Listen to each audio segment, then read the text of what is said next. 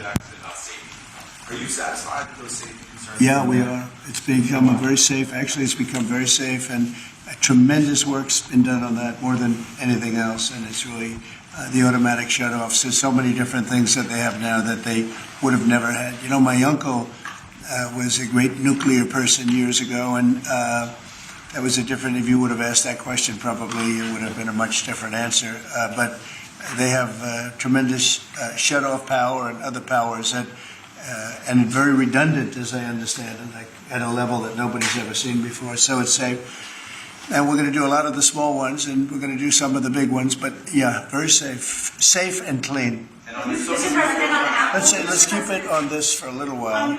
Let's keep it on the nuclear, and then if you want to ask something else, which you might, we'll do that. On nuclear, Mr. President. Yeah, please. What do you say to folks who are concerned that speeding up licensing or even doing fuel processing raises safety and proliferation? Yeah, we're going to get it very fast, and we're going to get it very safe, and we're going to get the people in and out, and they're going to do plants. In many cases, they'll do 3 or 4 smaller ones and put them together. That's what France has done. France has done a good job of this for years. And they, as I understand it, they had basically one plan. And if they needed more, they'd do 3 or 4 or 5 of them. I don't know we have to go that far, but, you know, there's something about building one big one. But we'll build the big ones too. We're going to have, I think I would say we'll be second to none because we're starting very strong. But it's time for nuclear, and we're going to do it very big. Yeah, please. Mr. President, what about the European Union? You said that negotiations are going nowhere. Where are the kind of points where they're slow moving? I've been saying to everybody, they've treated us very badly over the years. It was formed in order to hurt the United States, in order to take advantage of the United States, and they've done that. We have a big deficit with them. They sell millions and millions of cars, as you know, Mercedes and BMW and Volkswagen and many others, and we were essentially restricted from selling cars into the European Union, which is not nice. And I just said it's time that we play the game the way I know how to play the game. You know, they've taken advantage of other people representing this country, and they're not going to do that any longer. Yeah. Mr. President, you are a deal maker, deal breaker. What are you hoping to achieve with a 50%? Well, I think this is there is no tariff, because what they'll do is they'll send their companies into the U.S. and build their plant. You know, we have, I guess, over $12 trillion practically committed. You look at other presidents; they haven't had $1 trillion for a year, for 2 years, for 3 years. We have numbers. Nobody's ever seen numbers like we have. And if they build their plant here, then they have no tariff at all. Are you looking for a deal in 9 days? Will you be able to do that, sir? I'm not looking for a deal. I mean, we've set the deal. It's at 50%. But again, there is no tariff if they build their plant here. Now, if somebody comes in and wants to build a plant here, I can talk to them about a little bit of a delay. But, you know, while they're building their plant, which is something I think that would be appropriate, maybe we'll determine that. Is there anything the EU can do? I don't know. We're going to see what happens. But right now it's going on June 1st. And that's the way it is. No, they haven't treated us properly. They haven't treated our country properly. They banded together to take advantage of us. And the people behind me know, because they had some of that with their industry. But generally, you know, we signed a great deal with United Kingdom. We have numerous other deals that are ready to be signed. We've signed a deal with China.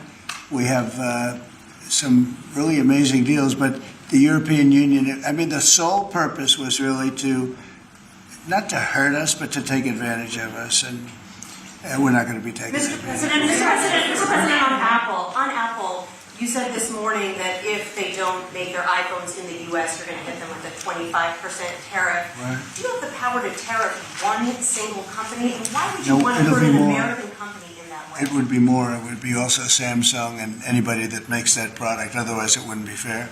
So anybody that makes that product, and that'll start on, I guess, the end of June. It'll come out. I think we have that appropriately done by the end of June. So if they make that product. Now, again, when they build their plant here, there's no tariff. So they're going to be building plants here. But I had an understanding with Tim that he wouldn't be doing this. He said he's going to India to build plants. I said, that's okay to go to India, but you're not going to sell into here without tariffs. and that's the way it is. Yeah. Well, why would you put an American What makes you confident, sir, that Apple can build in the United States at a price that American consumers? Oh, they can. No, they can. And a lot of it's so computerized now. These plants are amazing if you look at them, but they can do that. And actually, as you know, Apple's coming in with $500 billion.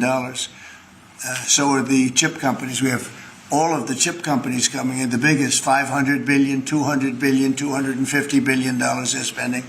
But we're talking about the iPhone now, and the iPhone. If they're going to sell it in America, I want it to be built in the United States. They're able to do that. When you say that Walmart should eat the cost of the tariffs, is that an acknowledgement that it is U.S. companies that bear the brunt of tariffs, not foreign countries? Sometimes the country will eat it, sometimes Walmart will eat it, and sometimes there'll be something to pay, something extra. I've always been a fan, and I've always believed, and if you look, take a look at what I did 4 years ago. We had the greatest economy, and we had no inflation. Remember that. We had no inflation, and yet we had hundreds of billions of dollars of tariffs that I put on China, yet we had no inflation. We had no big cost differential. Oftentimes, and I don't like it when a department store, because they'll do a lot of business, but they announce record profits and everything else. They have to take out some of their profits or make a little bit less money. But I don't want the consumer. I don't want the consumer to pay. But why impose tariffs that you know are hurting American businesses? They're not hurting. They're helping because they're creating jobs in America. We're creating tremendous amounts of jobs in America like you've never seen. We're having investment in America. We're not getting ripped off by every country in the world. We've been ripped off by every country in the world. They're making their product. They sell it. They don't give our people the jobs. They make them with other countries' jobs. And we will have something that nobody will ever see again, I think. I think we have a potential to do numbers that we never envisioned in the wildest year. Look at what's happening. 10 to 12 trillion dollars in literally a couple of months. It's nothing like that's ever happened. It's we're doing a very special thing. We want, if they're going to sell it here, generally speaking, not for all products. There's some products we don't want to make. And frankly, we're much better off getting them elsewhere. But for certain products, we want cars. We want to make cars. We don't want to have, and I like Canada very much, but we don't want to have Canada making our cars. We want to make our cars. Oh, it's a phone call. Do you mind? Hello? Okay, it's only a congressman. I'd let you know, actually. Mr. President, are you considering stopping other universities from taking foreign students somewhere? It's a different congressman. They're all congratulating us. Yeah, it's lucky it is. Okay, let's go. Are you considering stopping other universities besides Harvard from accepting foreign Well, we're students? taking a look at a lot of things. And as you know, billions of dollars has been paid to Harvard. How ridiculous is that? Billions. And they have $52 billion as an endowment. They have $52 billion. And this country is paying billions and billions of dollars and then gives student loans, and they have to pay back the loans. So Harvard's going to have to change its ways. And so are some others. Mr. President, on that note, a lot of CEOs in the United States, big companies, are for it. What is that going to do? I'm fine with that. No, I'm fine with that. Competitive. No, Competitive.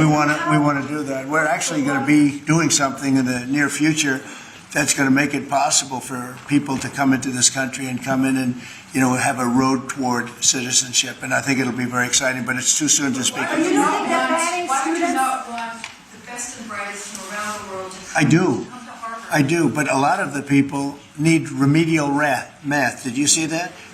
Where the students can't add 2 and 2 and they go to Harvard. They want remedial math, and they're going to teach remedial math at Harvard. Now, wait a minute.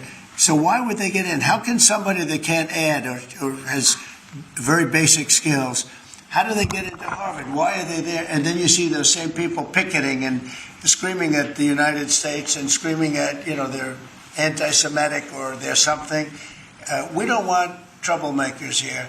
But how do people that can't, when Harvard comes out with a statement that they're going to teach some of their students remedial math, that's basic math, that's not the deal. Okay, and anymore? In the back? Are there other countries you're considering shortening the 90-day pause on tariffs for? And then are there specific steps you're looking for the EU to take? We do. in order- Well, we have a lot of requests, and you don't have the people to handle it. Frankly, everybody wants to make a deal. I'm sure now the European Union wants to make a deal very badly, but they just they don't do it right. They don't go about it right. The other thing they do is they sue our companies all the time. They have suits where they're judges. I don't know if they're appointed by them, but they're definitely Europe-centric, and we're not going to stand for it. They won a $17 billion lawsuit for Apple, and I read that case, and that's not a case that should have been won.